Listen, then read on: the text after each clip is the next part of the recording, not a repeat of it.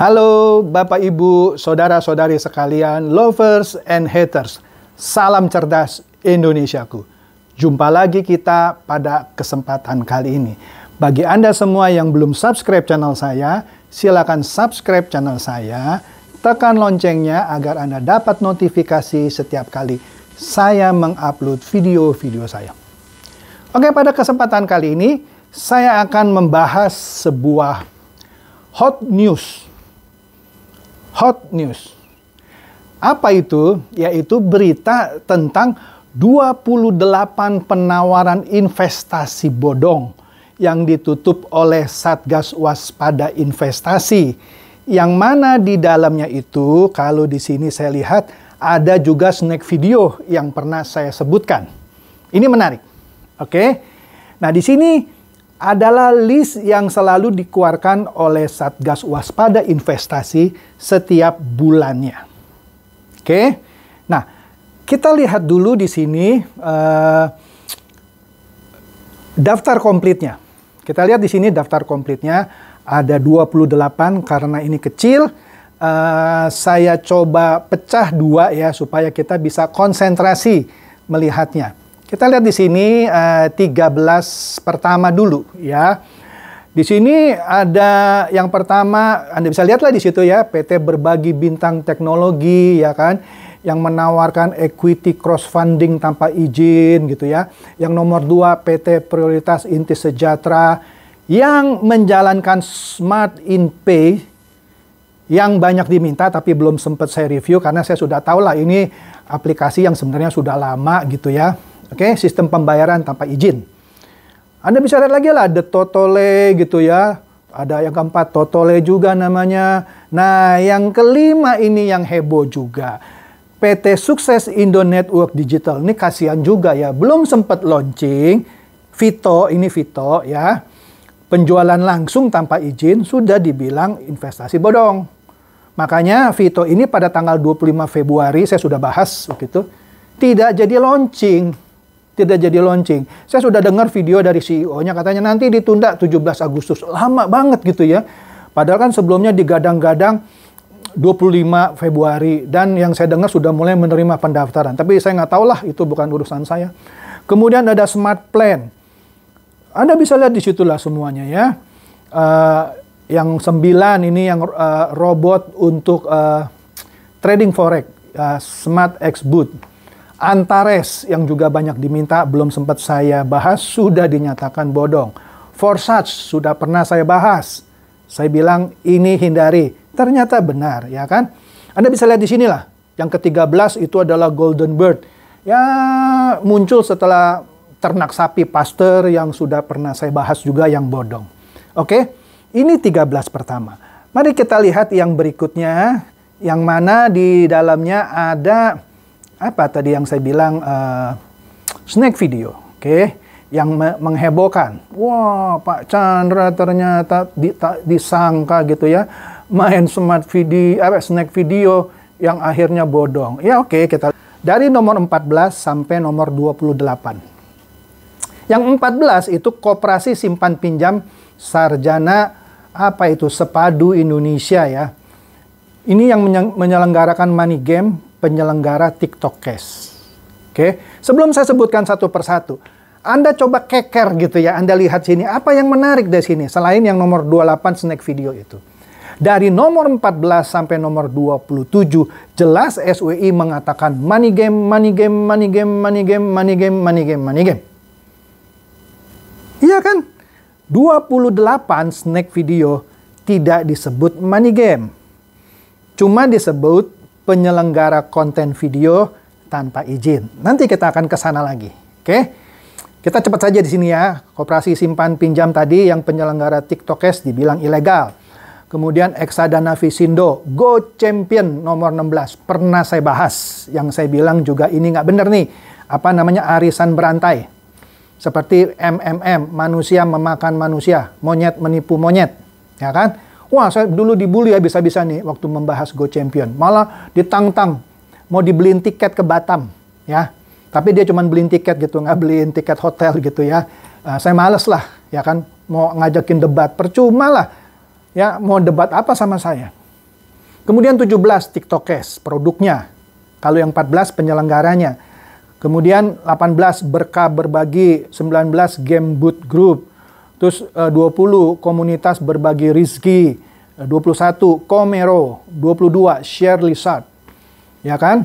Koin video 123 nomor 23. Nah, 24 Kompas yang sudah saya bahas juga kan. Yang katanya bekerja sama dengan Amazon. Nah, bohong itu, money game. Love Money sama sudah pernah saya review. Sekarang juga sudah bubar, ya kan? Sama, biasalah kalau saya mereview aplikasi ini dibully saya. Iya, sekarang rasain kamu nangis ya. You Money belum sempat saya review tapi langsung bubar. Golden Age sudah saya bahas juga kan? Bubar. Bahkan ini cuman dalam 1 hari gitu ya setelah video saya keluar langsung bubar. Untung sempat saya review gitu. Nah, 28 yang bikin heboh. Snack Video ini nih aplikasi Pak Chandra.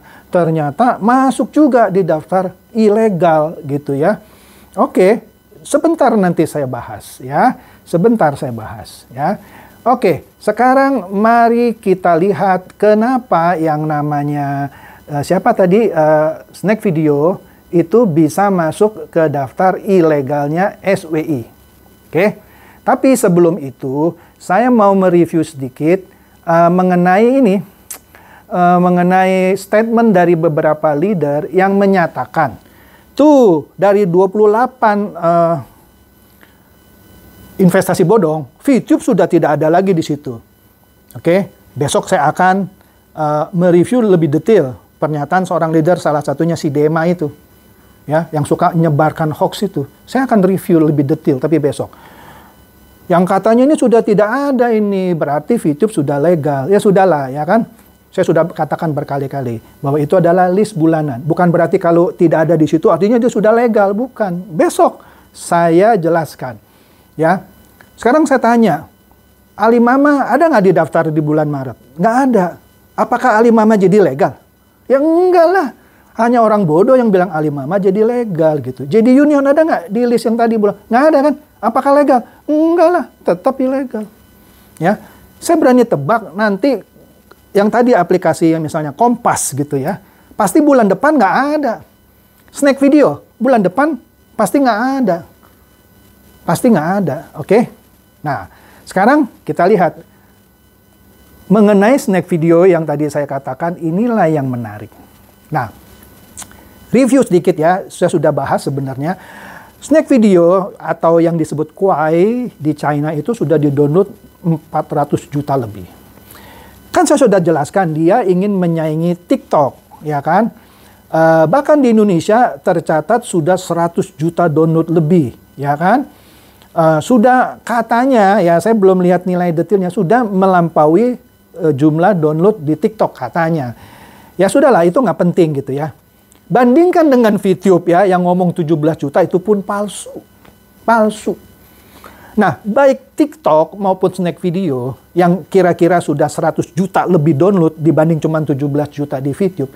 Dua-duanya tidak menggalang dana. Udah saya jelaskan ya berkali-kali, nggak usah saya detail lagi ya.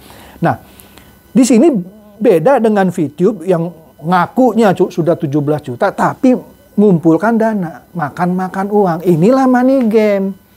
Inilah money game yang sudah dibahas oleh Pak Tonggam Tobing. Saya nggak usah sebut lagi ya. Nah, disinilah jelas, makanya di daftar ilegal tadi tidak disebut bahwa Snack Video itu adalah money game. Anda kan punya daftarnya kan? Pasti punya. Oke? Nah, tapi lucunya dari daftar itu, bebek-bebek dungu, terutama yang tidak suka saya, diehardernya dari VTube, bebek dungunya VTube, tuh nggak malu lu ya sekarang ya ketahuannya mempromosikan aplikasi ilegal. Saya kasih tahu, saya tidak pernah mempromosikan aplikasi ilegal. Saya selalu bilang kalau ini bagus, bagus. Kan sudah berkali-kali kan, Bibit, saya bilang bagus, Buzzbreak bagus, Raja View bagus. Nah, saya bukannya mau cuci tangan gitu ya.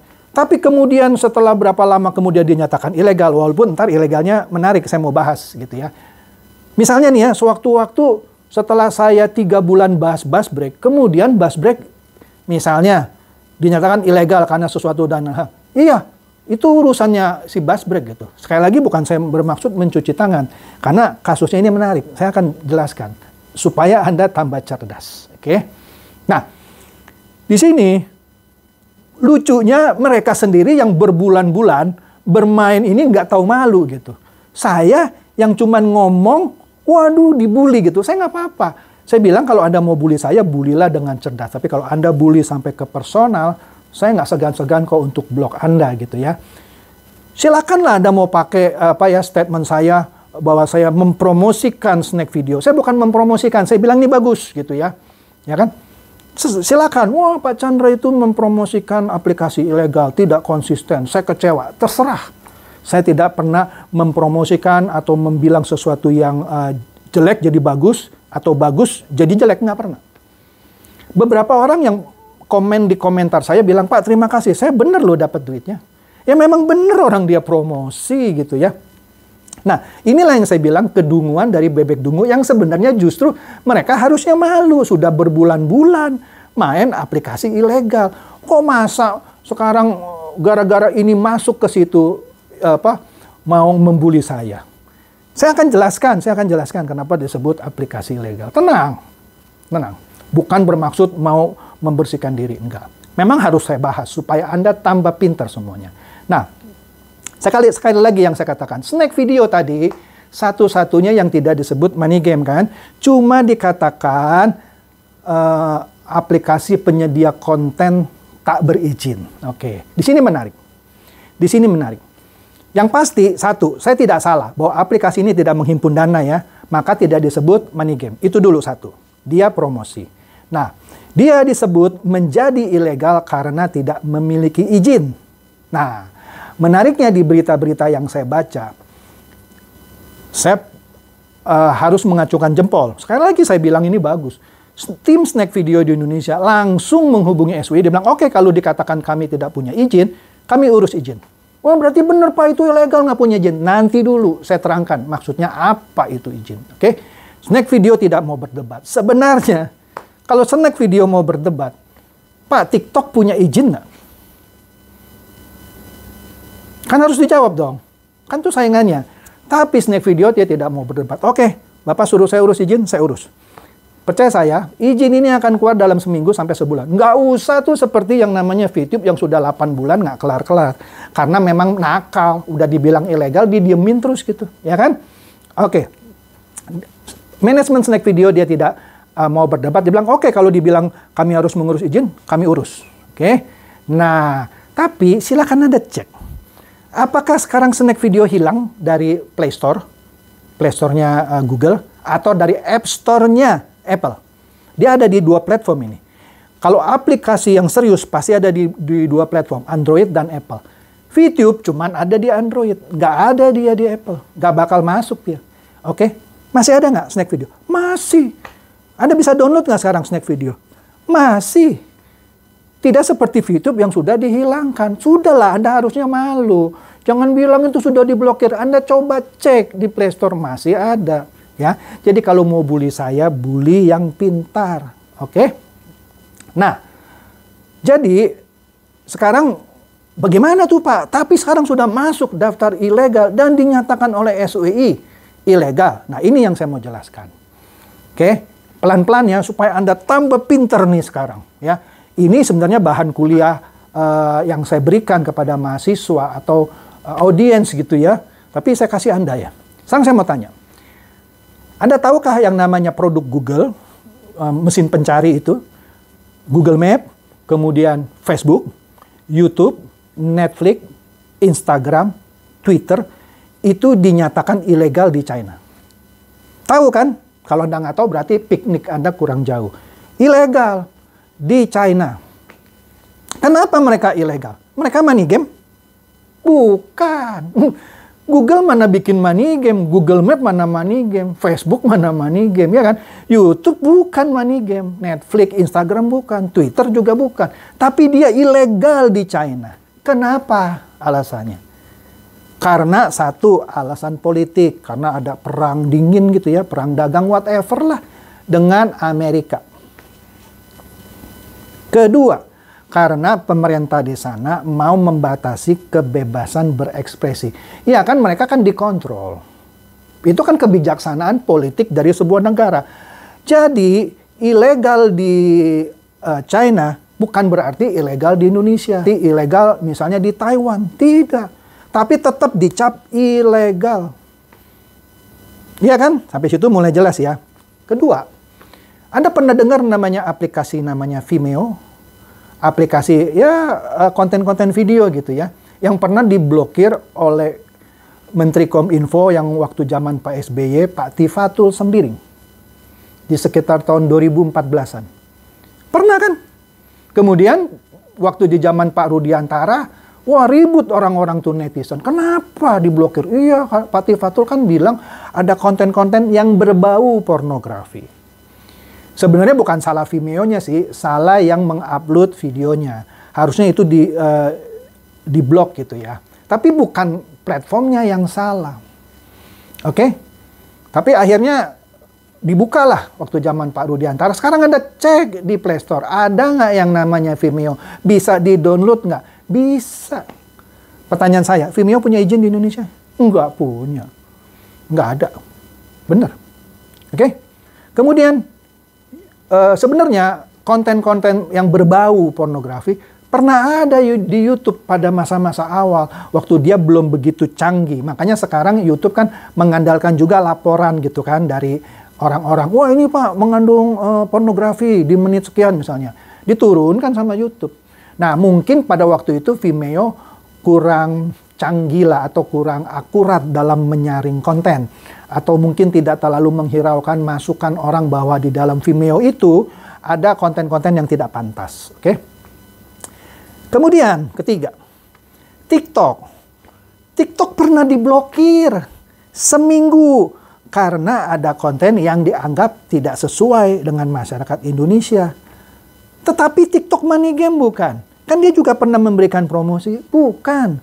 Cuma diminta untuk memfilter supaya konten-konten yang vulgar itu silakan boleh ditayangkan di China, di Taiwan, di Amerika, tapi tidak boleh di Indonesia misalnya. Ditaati oleh TikTok. Seminggu kooperatif dibuka. Oke? Kita lihat snack video. Sebelum snack video ada satu lagi lah. Telegram.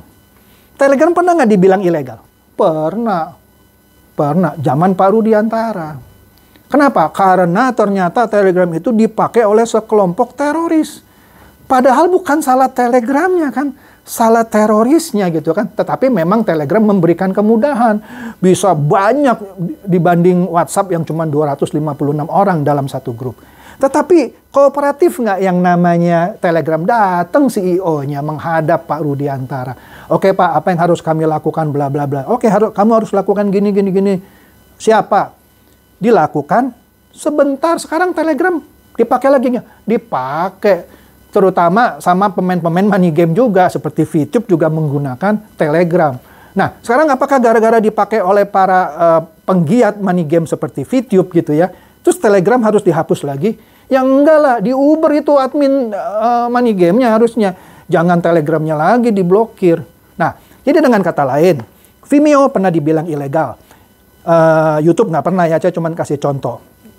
TikTok pernah dibilang ilegal, diblok seminggu. Ya, Telegram sama sekali orang nggak bisa pakai. Jelas. Ya, tapi mereka itu bukan money game.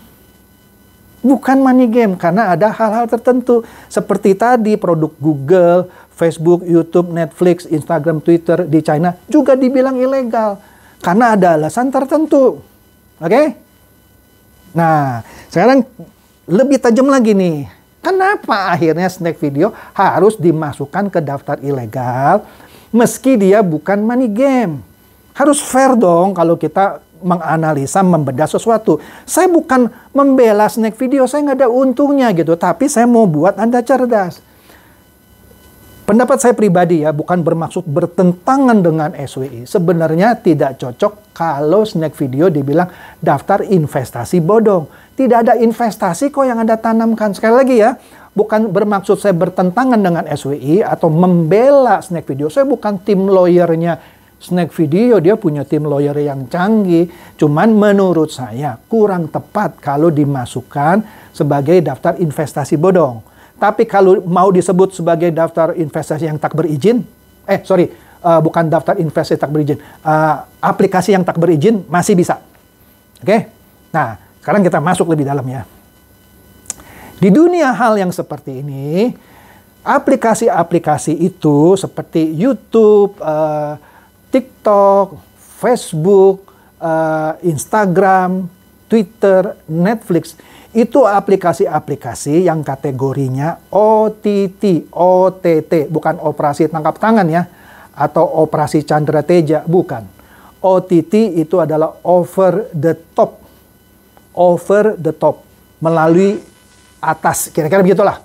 Maksudnya apa Pak melalui atas? Begini, aplikasi-aplikasi itu bisa jalan di atas jaringan internet di suatu daerah atau negara.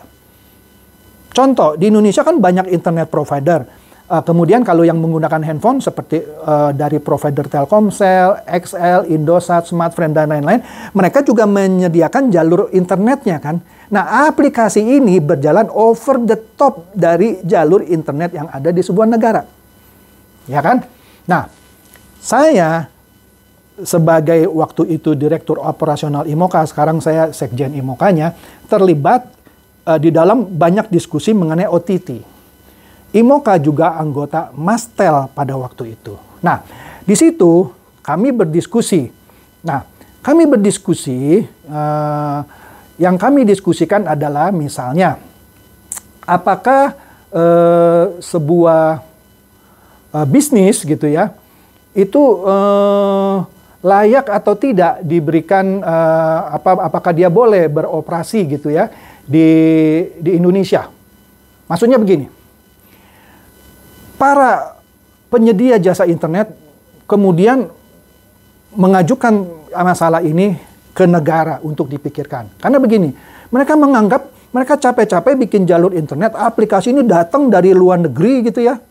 Facebook lah, YouTube lah, Netflix lah, Instagram lah, Twitter, pakai jaringan mereka. Dan mereka dapat duit, sedangkan operator ini cuma ditebengi. Istilahnya jalan tolnya itu cuma ditebengi. Mereka dapat uang. Nah, pernah digodok. Kalau gitu kita mesti blok itu aplikasi. Kalau dia mau lewat kita punya jalur internet, kita tagih uang. Kemudian terjadilah perdebatan.